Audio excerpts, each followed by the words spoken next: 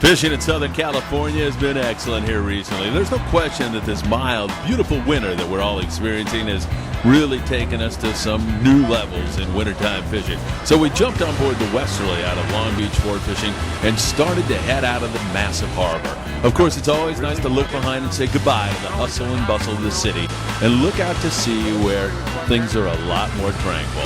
On our way out, we had some special guests on board. Patch was on board to film an episode for an upcoming TV show. Aaron was there to try fishing for the very first time, as was Cecelia and Deanne. They were lovely to have on board with us. It wasn't long before we dropped our anchor, and guess what? The Sculpin bite started to rain on. Sergio with a nice Sculpin there, and Aaron with one of his very first fish ever. Nice job.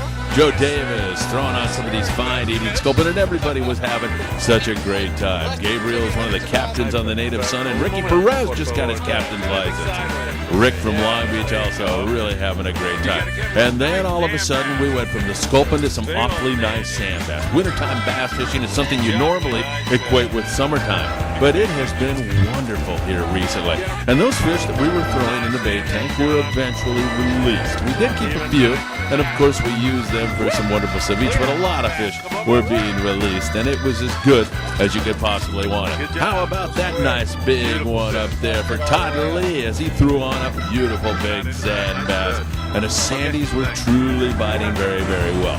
You know, the Patch crew was out there not only to film some of our wintertime fishing in Southern California and some of the beat that I cover on Patch, but they were also along to turn these beautiful fish into this delectable ceviche, Felipe ceviche. And if there's anything more I like than fishing and reporting on fishing, it's making ceviche. I'm happy to say it was a big hit, as was the fishing. For Phil Friedman reporting for Patch. We'll see you soon.